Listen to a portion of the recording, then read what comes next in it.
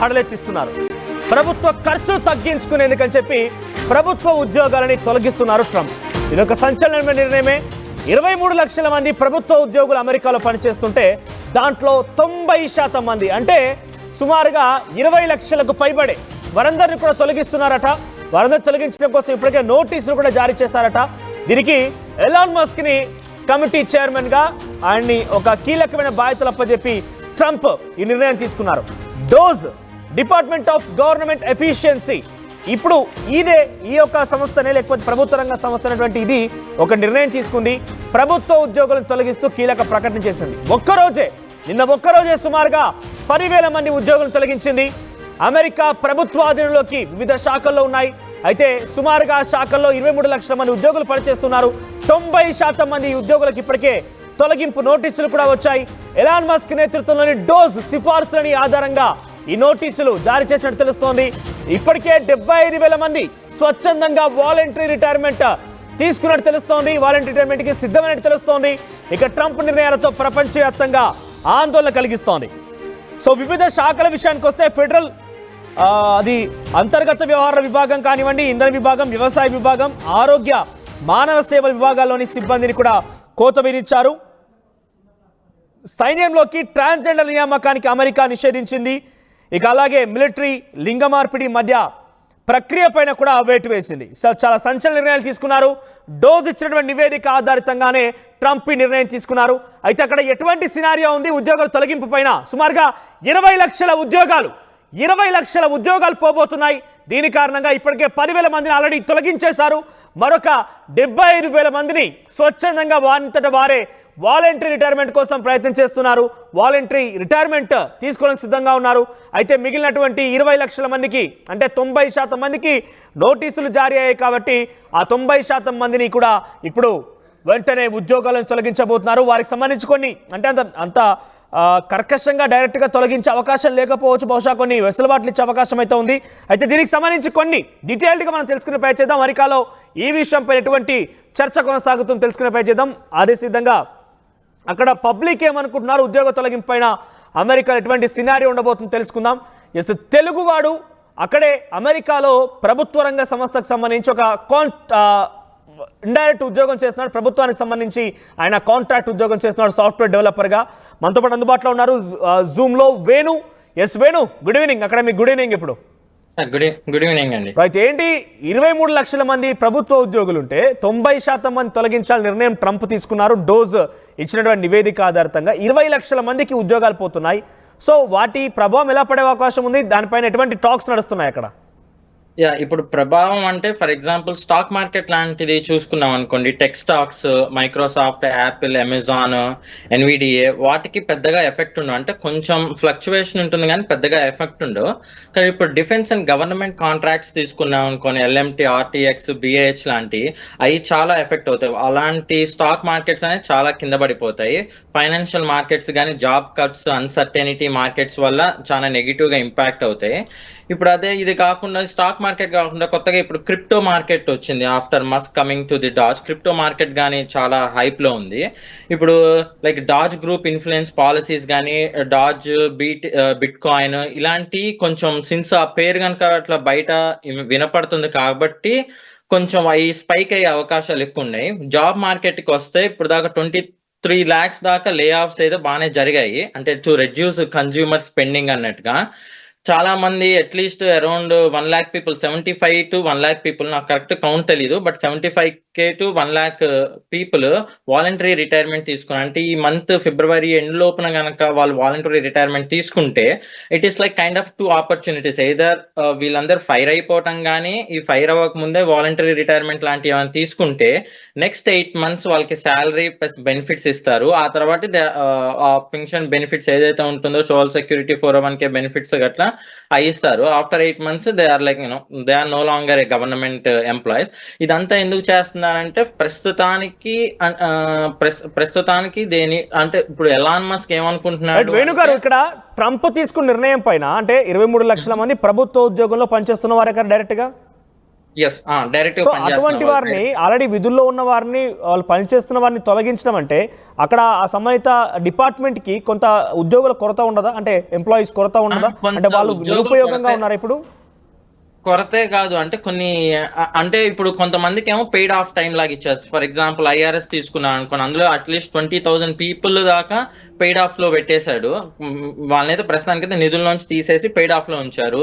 అదే ఇప్పుడు డిఐ అని ఒక ఏజెన్సీ ఉంది, ఆ ఏజెన్సీ మొత్తం ఇప్పుడు లైక్ 90% షట్ డౌన్ చేస్తారు ఆ ఏజెన్సీ. ప్రస్తుతానికి అయితే వాళ్ళందరూ పెయిడ్ లీవ్ లో ఉన్నారు, బట్ ఆఫ్టర్ 2 months తెలియదు, అంటే నెక్స్ట్ మంత్ నుంచి maybe they are like out of job, no one nose.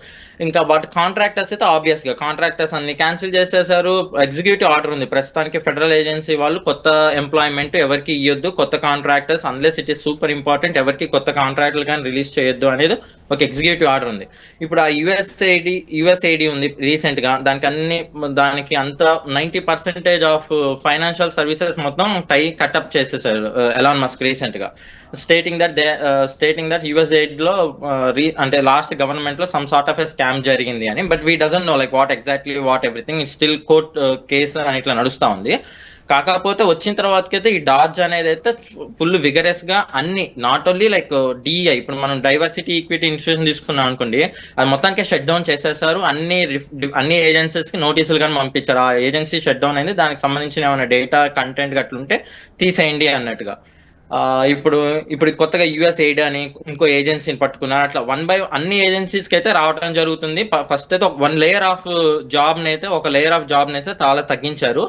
Plus వేరే ఏజెన్సీ, ఫర్ ఎగ్జాంపుల్ నాసా లాంటి ఏజెన్సీస్ లో డిఈ అంటే డైవర్సిటీ ఈక్విటీ అన్న దానికి ఏదైనా ఉంటే, ఆ కంపెనీ మొత్తానికి ఒక డైవర్సిటీ ఈక్విటీ అనే గ్రూప్ కానీ టీమ్ కానీ ఏదైనా ఉంటే మొత్తం ఆ గ్రూప్ ని డిజాల్వ్ చేస్తున్నట్టుగా అప్పుడు ప్రకటించడం జరిగింది. అంటే దాని మెయిన్ మోటో ఏంటి? ఇంత పెద్ద మొత్తంలో ఒక సర్వే చేయడము, డాజ్ లాంటిది ఏర్పాటు చేసి ఆ నివేదిక ఆధారితంగా ఉద్యోగాలు తొలగించడం, మీరు చెప్తున్న ప్రకారంగా చాలా ఉద్యోగాలు పోతున్నాయి కాబట్టి మెయిన్ మోటో ఏంటి అసలు యాక్చువల్గా?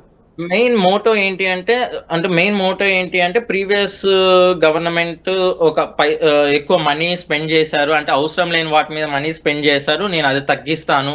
లేకపోతే గవర్నమెంట్ అంటే బేసిక్గా ఏంటంటే గవర్నమెంట్ ఎఫిషియన్సీ ప్రొడక్టివిటీ ఎక్కువ పెంచేసి ఈ ఫైనాన్షియల్ బర్డెన్ కానీ చాలా తగ్గించాలి, లేదా అమెరికన్ సిటిజన్స్ కి ఉపయోగించాలి అన్నట్టుగా మెయిన్ మోటివ్ అది అండి. కాకపోతే అది ఎట్లా అంటే మరి ఇట్లా ఉద్యోగాలు పోవటం మొత్తం స్ట్రిక్ట్ అయిపోయింది. ఇంకా ఉద్యోగాలు ఇప్పుడు ఆల్టర్నేట్ ఆప్షన్ ఇప్పుడు అక్కడ ఉద్యోగాలు పోతున్నాయి, ఆ ఉద్యోగుల ప్లేస్ లో ఆల్టర్నేటివ్ ఆప్షన్ అంటే ఎవరైనా వర్క్ చేయడానికి కానివ్వండి, ఇంకా అసైన్ చేసుకునే అవకాశం ఉందా, లేదంటే అక్కడ వరకు ఆపేస్తున్న దాంట్లో సర్ది పెట్టేస్తారా? ఇప్పుడైతే ప్రస్తుతానికి అయితే అంటే గవర్నమెంట్ చెప్పేది ఏంటంటే ఈ ఉద్యోగాలు పోయిన వాళ్ళందరికీ ప్రైవేట్ సెక్టర్ లో కానీ ఇంకేదైనా ట్రైనింగ్ ఇచ్చి వేరే సెక్టర్ లో పంపిస్తాము అంటున్నారు. కానీ ఇప్పుడు ఇంకా దానితోటికైతే స్టార్ట్ అవ్వలేదు, మేబీ ఇన్ ద ఫ్యూచర్ లో స్టార్ట్ అవ్వచ్చు. దీని ప్రభావం మార్కెట్ పైన పడే అవకాశం చెప్తున్న ప్రకారంగా స్టాక్స్ ఓకే, సో ఇంటర్నల్ గా ఒకదానికొకటి ఇంటర్లింకింగ్ గా ఉంటాయి కాబట్టి ప్రైవేట్ జాబ్స్ పైన కూడా చాలా తీవ్రమైన ఎఫెక్ట్ పడే అవకాశం ఉంది కదా? ఎస్, ప్రైవేట్ జాబ్స్ మీద కానీ ఎఫెక్ట్ పడే అవకాశం ఉంటుంది. ఎందుకంటే ఇప్పుడు అంటే ప్రైవేట్ జాబ్ మీద డైరెక్ట్ గా పడదు, but for example let's government కొత్త హైర్ చేసుకోవట్లేదు అనుకోండి, ఆ consulting companies government contracts bid చేసుకునే కంపెనీస్ అన్నిటికీ no more contracts. So that అక్కడ ప్రైవేట్ కంపెనీ గవర్నమెంట్ కాంట్రాక్ట్ తెచ్చుకోలేదు, సో ప్రైవేట్ కంపెనీలో ఉన్న ఎంప్లాయీస్ మేబీ వాళ్ళు రెడ్యూస్ చేసుకోవాల్సి వస్తుంది, ఇండైరెక్ట్ గా వాళ్ళ జాబులు కానీ అక్కడ తక్కువ అయిపోతాయి. అంటే ఓవరాల్ గా దీని సినారియో ప్రకారంగా అక్కడ 20 లక్షల జాబ్లు ప్రభుత్వ పరంగా, ఇండైరెక్ట్ గా మీరు చెప్తున్న ప్రకారంగా ప్రైవేట్ పరంగా కూడా కొన్ని లాక్స్ ఆఫ్ జాబ్స్ పోయే అవకాశం ఉంది. అమెరికాలో కూడా అన్ఎంప్లాయ్మెంట్ పెరిగే అవకాశం ఉంది. ఎస్, అమెరికాలో ఖచ్చితంగా అన్ఎంప్లాయ్మెంట్ పెరిగే అవకాశం ఉండిద్ది. కానీ బట్ దీని మోటివ్ ఇంత ప్రస్తుతానికి అకార్డింగ్ టు ద డాజ్ ఏంటి అంటే they wanted to reduce the government force because ఈ పైసలు whatever the government financially releasing they are not fully worthable, they are not fully using అన్నట్టు డాజ్ యొక్క అభిప్రాయం. సో దానికి సంబంధించి అయితే ప్రస్తుతానికి అయితే జాబ్స్ అయితే లే ఆఫ్ చేస్తున్నారు. ఈ మూమెంట్ లో ఈ కండిషన్ లో కొత్తగా ఎవరైనా వేరే దగ్గర నుంచి వచ్చి ఇక్కడికి వచ్చి జాబ్ ఎత్తుకోవాలి దే వాంటెడ్ టు అంటే కొంచెం కష్టమైన పరిస్థితి అనుకోవచ్చు. అంటే చాలా మంది అమెరికాలో వెళ్తే ఏదో ఒక ఉద్యోగం చేసుకోవచ్చు, ఏదో రకంగా జీవించవచ్చు అన్న వాళ్ళకి ఇది ఒక బిగ్ బ్రేకింగ్ అన్నట్టే. ఏదో ఒక రకంగా అయితే కుదరదండి. బయట వేరే జాబ్ చేసుకుందాం అనుకున్నా సరే ఇమిగ్రేషన్ పాలసీస్ టైట్ అయినాయి. ఇక్కడ పోనీ H1B లేకపోతే L1, O1 వీసాస్ ఉంటే వాటి మీద జాబ్ చేసుకోవాలన్నా సరే సిన్స్ గవర్నమెంట్ లైక్ అమెరికాలో అట్లీస్ట్ 30% ఆఫ్ ది జాబ్స్ అనేది గవర్నమెంట్ కి డైరెక్ట్లీ అండ్ ఇండైరెక్ట్లీ ముడిపడి ఉంటాయి. Since government was so strict, అంత ఒక 30% of the job market was like down అన్నట్టు. రైట్ వేణుగారు, ఇప్పుడు మీరు సాఫ్ట్వేర్ డెవలపర్గా ఉన్నారు. మీలాగా చాలా మంది కూడా తెలుగు వారు అక్కడికి వెళ్ళి ఎక్కువ మోస్ట్లీ ఐటీ ఎంప్లాయీస్గానే వెళ్తూ ఉంటారు. సో వారిపైన ఎటువంటి ప్రభావం పడే అవకాశం ఉంది ఈ యొక్క డిసిషన్ కారణంగా? ఈ డెసిషన్ కారణంగా ఏంటంటే ఫర్ ఎగ్జాంపుల్ ఒక 6 months కాంట్రాక్ట్ ఉంది అనుకోండి, అది రిన్యూ అవ్వకపోవచ్చు. Next after 6 months contract renew అవ్వకపోవచ్చు. సో వాళ్ళందరి జాబ్స్ అనేది లే ఆఫ్ అయిపోతాయి ఏదైనా గవర్నమెంట్ కాంట్రాక్టింగ్ చేస్తే. ఇంకోటి ఏంటి అంటే ఫర్ ఎగ్జాంపుల్ మెడికేర్ అలాంటి ఏజెన్సీస్ ఉన్నాయి, థర్డ్ పార్టీ నుంచి వర్క్ చేస్తారు. మెడికేర్ కి ఫండ్స్ USAID ఉంటుంది, ఫండ్స్ కట్ చేశారు. ఫండ్స్ కట్ చేసేటప్పుడు ఆబ్వియస్ గా వీళ్ళ జాబ్ ఎక్స్టెన్షన్ కానీ లేకపోతే ఈ మెడికేర్ ఇన్సూరెన్స్ బేస్ చేసుకుని థర్డ్ పార్టీ ఇన్సూరెన్స్ ఉంటాయి, లైక్ BCBS కంపెనీ కానీ ఇంకేదన్నా ఇలాంటి కంపెనీలన్నీ ఈ కంపెనీస్ తో మెడికేర్ తో టైఅప్ అయి ఉంటారు. సిన్స్ ఫండ్స్ యాజ్ ఎక్స్పెక్టెడ్ గా రిలీజ్ అవ్వట్లేదు కాబట్టి ఆ జాబ్స్ అన్ని లే ఆఫ్ అయ్యే అవకాశాలు ఉంటాయి. మళ్ళీ ఒకవేళ లే ఆఫ్ అవ్వకపోయినా న్యూ హైరింగ్ అయితే అసలు జరగదండి. But as of no to your knowledge ఎంతమంది ఎఫెక్ట్ పడే అవకాశం ఉంది తెలుగు వారు ముఖ్యంగా? ఎందుకంటే చాలా మంది ఇక్కడ నుంచి వెళ్ళేవారంతా కూడా ఐటీ ఎంప్లాయీస్ గానే వెళ్తూ ఉంటారు. Telugu 25% of the job market at least effect పడుతుందండి. లైక్ ఇప్పుడు 100 members ఎంప్లాయ్ ఉన్నారు అనుకోండి, అందులో 25 members 100కి 25 members జాబ్స్ అయితే లే ఆఫ్ కింద మనం అంటే లే ఆఫ్ కానీ కాంట్రాక్ట్ అయిపోవడం కానీ నో న్యూ హైర్ కానీ మనం కౌంట్ చేస్తాం. అంటే ఇండైరెక్ట్ గా అమెరికా ఫస్ట్ అనేది ఇక్కడ కూడా ఇంప్లిమెంట్ చేయాలనుకుంటున్నారు. ఇప్పటికే ఇమిగ్రేషన్ కస్టమ్స్ ఎన్ఫోర్స్మెంట్ దగ్గర నుంచి రైడ్స్ చేయించడం, అక్రమ వలసదారుని పంపించడంతో పాటుగా ఇది కూడా ఇండైరెక్ట్ గా అమెరికా ఫస్ట్. అంటే దీని ప్రభావం తెలుగు వారిపైన పడుతుంది, ఇతర దేశాల నుంచి ఇక్కడ ఉద్యోగరీత్యా వచ్చిన వారిపైన పడుతుంది. కాబట్టి వారందరూ కూడా వెళ్ళిపోవడం ఒక ఉద్దేశంగా ట్రంప్ ప్రయత్నం చేస్తున్నారు అనుకోవాలా? అలాంటిది అంటే అమెరికా అంటే కంప్లీట్ గా అలా అని చెప్పలేము. ఆయన ఉద్దేశంలో ఏంటంటే అమెరికన్ సిటిజన్స్ ఫస్ట్ అని. So that based upon that ఈ రూల్స్ అన్ని టైట్ చేస్తున్నారు. ఇప్పుడు తెలుగు వాళ్ళే అంటే ఒక తెలుగు వాళ్ళే కాదు, హోల్ అంటే ఇప్పుడు ఇండియా నుంచి ఎవరు వచ్చి not only India from anywhere from the country ఎవరు వచ్చినా సరే వాళ్ళకి American citizens are the first, rest of the country second అన్నట్టు. బట్ ఫ్యాక్ట్ ఏంటంటే తెలుగు వాళ్ళు ఎక్కువ ఐటీ ఎంప్లాయీస్ కింద ఉంటారు కాబట్టి మన వాళ్ళు ఎక్కువ ఎఫెక్ట్ అవ్వాల్సి వస్తుంది. రైట్, అంటే ప్రెసెంట్ ఈ ఇష్యూ పైన అంటే జాబ్ లే ఆఫ్స్ అనే విషయం పైన తెలుగు వాళ్ళు కానివ్వండి, మీ కొలీగ్స్ ఎవరైతే ఉన్నారో ఇతర కంట్రీస్కి సంబంధించిన వాళ్ళు, అంటే ఎటువంటి చర్చ సాగుతోంది? ట్రంప్ డెసిషన్స్ ఒక్కొక్కటి కూడా ప్రపంచాన్ని మొత్తాన్ని కురిపేస్తున్నాయి. అక్రమ వలసదారు పంపించడం నుంచి మొదలుకుంటే టారిఫ్ ఛార్జెస్ పెంచడం, ఇప్పుడు ఇది మరో సిచ్యువేషన్. సో ఒక్కొక్క డిసిషన్ ఒక్కొక్క థండర్ క్రియేట్ చేస్తోంది. ఈ విషయం పైన అక్కడ అమెరికన్స్ ఎలా మాట్లాడుకుంటున్నారు, అదర్ కంట్రీస్ వాళ్ళు ఎలా మాట్లాడుకుంటున్నారు? అంటే కొంతమంది అమెరికన్స్ కానీ దీనికి చూడు వాళ్ళ జాబ్స్ కానీ పోతున్నాయి. Not only non American citizens who are working from 20 to 30 years same position, same company కానీ సేమ్ ఏజెన్సీకి పనిచేసే వాళ్ళ పొజిషన్స్ కానీ వెళ్ళిపోతున్నాయి. సో వాళ్ళకి కానీ ఒక భయాందోళన అనేది వచ్చింది. ఎప్పుడు ఎవరికి నోటీసెస్ వస్తుందో, ఎప్పుడు ఎవరు వాలంటీర్ చేసుకుంటారో, ఎప్పుడు ఎవరు వచ్చేసి hey like no more funds అంటారని వాళ్ళకి ఒక భయాందోళన ఉంది. అదే వాళ్ళకంటే ఎక్కువ who are coming from other countries, బతుకు తెరువు కోసం ఇక్కడికి వస్తారు. కొంతమంది జస్ట్ రీసెంట్ గా వచ్చి ఉంటారు, కొంతమంది 20 years నుంచి ఉండుంటారు. వాళ్ళకి కానీ unless they are not citizens or at least green card holders, H1B లేకపోతే ఇంకా other visas like L1, O1 మీద ఉన్న వాళ్ళందరికీ చాలా కష్టంగానే ఉంటుంది. ఎప్పుడు జాబ్ పోతుందో తెలియదు, ఎప్పుడు నోటీస్ ఇస్తారో తెలియదు. సో ఈ డెసిషన్ పైన అంటే ఎటువంటి టాక్స్ నడుస్తున్నాయి? కంపెనీస్ కూడా చాలామంది దివాలా తీసే అవకాశం ఉంది. ఇది ఒక రకంగా డెఫినెట్గా ఏ రకమైన నిర్ణయం తీసుకున్నారు, ఏ రకంగా మోటో ఉందని చెప్పి చూస్తే కనుక వాళ్ళ మోటో నిజమే కావచ్చు, కానీ మీరు చెప్తున్న ప్రకారం చూస్తే ప్రపంచ దేశాలు మొత్తం కూడా అమెరికా పైన కొంత ఆధారపడి ఉంటాయి కాబట్టి కొంత డైరెక్ట్ ఆర్ ఇండైరెక్ట్గా చాలా కుదిలే అవకాశం కూడా ఉంది. సో ఆల్టర్నేట్ ఆప్షన్ ఏంటి మరి? అంటే మీరు చాలా రోజులు ఆల్టర్నేట్ ఆప్షన్ అంటే ఇప్పుడు రూల్స్ ఉన్నాయి. ఇప్పుడు అదే H1B వీసా మీద ఉన్న కొన్ని రూల్స్ ఉన్నాయి. If you are not in the job for certain time like 180 days or 200 days, మీరు we need to pack back to the like home country. India అయితే ఇండియాకి వెళ్ళిపోవాల్సిందే. ఈ గ్యాప్ లో జాబ్ కనుక వస్తే సెక్యూర్డ్ అయి ఉంటే మీకు H1B అనేది కంటిన్యూ అవుతుంది. కానీ ప్రస్తుతం ఉన్న కష్ట పరిస్థితుల్లో జాబ్ ఎక్స్టెన్షన్ కానీ జాబ్ కానీ ఉండడం చాలా కష్టంగా ఉంటుంది. అది కొత్త వాళ్ళకైతే ఇంకా చాలా కష్టంగా ఉండిద్దండి. రైట్, థ్యాంక్ యూ వేణు గారు. సో మొత్తం ఇది ట్రంప్ తీసుకున్న నిర్ణయం ఒక్కో థండర్లా కనబడుతోంది. ప్రపంచ దేశాలు మొత్తం కూడా ట్రంప్ డెసిషన్స్ పైన వణికిపోతున్నాయి. మొన్న ICE ద్వారా అటు అమెరికా కస్టమ్స్ ఆఫీసర్స్ని ఏకంగా ఇల్లులోకి పంపించేసి అక్రమ వలసదారులను గుర్తించి తిరిగి పంపించడం చూసాం. అప్పుడు కూడా అమెరికా ఫస్ట్ అండ్ అదంతో చాలా క్లియర్గా వెళ్ళారు. అమెరికన్స్ ఆర్ ద ఫస్ట్ అన్నట్టుగా ఆయన ముందుకు వెళ్ళారు. మరొక తర్వాత టారిఫ్ చార్జెస్ పెంచారు. ఏకంగా ప్రధాని మోదీ ముందు ఆయన ఇండియా కూడా మా పైన చాలా టారిఫ్లు విధించింది, ఇబ్బందిగా ఉంది, కాబట్టి మేము కూడా 80% వెనక్కి తగ్గదలుచుకోలేదు, అన్ని దేశాలు మాకు ఒకటే అన్నట్టుగా ట్రంప్ మాట్లాడుకురావడం ఇప్పుడు ఏకంగా ఉద్యోగాలపైన చాలా తీవ్రమైన ప్రభావం చూపించారు. అంటే ఇక్కడ కేవలం ఇండియన్స్ అనే కాదు, మోస్ట్ ఆఫ్ ది కంట్రీస్ సంబంధించిన వాళ్ళు కూడా ఉన్నారు, అమెరికన్స్ కూడా ఉన్నారు.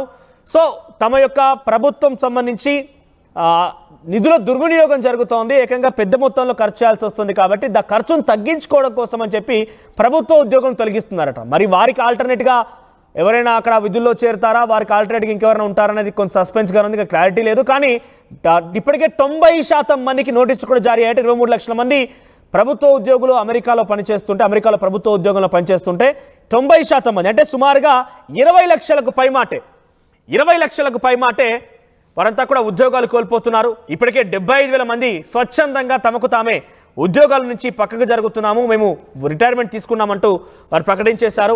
ఇక మరోవైపుగా 10,000 మందిని ఒక్కరోజే, కేవలం నిన్న ఒక్కరోజే 10,000 మంది ఉద్యోగులను ట్రంప్ తొలగించారు. ఈ ప్రభావం ప్రపంచ దేశాలపైన కాకుండా అమెరికాలో కూడా చాలా తీవ్ర ప్రభావం చూపించే అవకాశం ఉంది. అమెరికాలో ట్రంప్ తీసుకున్న డిసిషన్స్ ఒక్కో తండర్లా కనబడుతున్నాయి. 23 లక్షల మంది అమెరికాలో ప్రభుత్వ ఉద్యోగులుగా పనిచేస్తే దాదాపుగా 90% మందికి ప్రభుత్వం ఏం ఆలోచిస్తుందంటే ప్రభుత్వానికి సంబంధించి నిధులను తగ్గించుకోవడం, నిధుల దుర్వినియోగాన్ని తగ్గించుకోవడం, ఆర్థిక భారాన్ని తగ్గించుకోవడం కోసం ప్రభుత్వ ఉద్యోగం తొలగిస్తూ 20 లక్షల మందికి నోటీసులు జారీ చేసింది. సుమారు 90% మంది అని అంటే ఇంకొక 75,000 మంది ఆల్రెడీ స్వచ్ఛందంగా రిటైర్మెంట్ అయిపోయినట్టుగా వాళ్ళే ప్రకటించేశారు. 10,000 మందిని ఒక్కరోజే కంప్లీట్గా తొలగించేసింది. ఇక మీకు మీరు స్వచ్ఛందంగా వెళ్ళిపోతారు, లేదంటే బలవంతంగా తొలగించాలన్నట్టుగా డాజ్ ఇక్కడ మనకు కనబడుతుంది కదా. ట్విట్టర్ అధినేత ఎలాన్ మస్క్ ఆయన చేతిలో, ఆయన ఆధ్వర్యంలో డాజ్ అనే ఒక కమిటీ వేసింది. డాజ్ అంటే department of government efficiency. So government నడిచేటువంటి తీరుని, గవర్నమెంట్ ఏ రకంగా ముందుకు వెళ్తున్న విషయాన్ని డాజ్ ఎప్పటికప్పుడు నివేదిక ఇస్తుంది. కాబట్టి డాజ్ ఇచ్చిన నివేదిక ఆధారితంగా, అంటే ఎలాన్ మస్క్ ఇచ్చిన నివేదిక ఆధారితంగా ట్రంప్ ఈ నిర్ణయం తీసుకున్నారు. ఈ నిర్ణయం పైన ప్రపంచ దేశాల్లో కొంత అలర్ట్ అయ్యే అవకాశం కూడా ఉంది. ఎందుకంటే అక్కడ ప్రభుత్వ ఉద్యోగాలు పోతున్నాయి కాబట్టి దానికి ఇంటర్లింకింగ్గా, ఇండైరెక్ట్గా ప్రైవేట్ ఉద్యోగాలపైన కూడా భారం పడే అవకాశం ఉంది. అమెరికా కూడా అన్ఎంప్లాయ్మెంట్ని ఫేస్ చేయబోతోంది. ఎస్, మీరు ఉంటుంది నిజం, అమెరికాలో కూడా అన్ఎంప్లాయ్మెంట్ ఫేస్ చేయబోతోంది. ఇంకా ఎవరైనా కనుక ఈ మధ్య కాలం అమెరికా వెళ్ళాలి, మంచిగా అక్కడ ఉద్యోగం సంపాదించాలి, సెటిల్ అవ్వాలి, దర్జాగా ఉండాలని చెప్పి తల్లిదండ్రులు, పిల్లలు వెళ్ళాలని చెప్పి తల్లిదండ్రులకు ఆలోచన ఉన్నా, లేకుంటే పిల్లలు కూడా మేము వెళ్తే బాగుంటుందని ఆలోచనలో కూడా కొంత ఆలోచన చేయండి. ఎందుకంటే చాలా సంచలనమైన నిర్ణయాలు తీసుకుంటున్నారు. అక్కడికి వెళ్ళి ఇబ్బంది పడేదానికంటే కూడా ఉన్న చోట కొన్ని గంజినీళ్ళు తాగైనా బతకొచ్చు. ఒకసారి ఆలోచన చేయండి. ఎస్, మీ అభిప్రాయం ఏంటి ఈ నిర్ణయాలపైన, ట్రంప్ తీసుకున్న డిసిషన్స్ పైన మీ అభిప్రాయాన్ని కామెంట్ రూపంలో తెలియజేసే ప్రయత్నం చేయండి.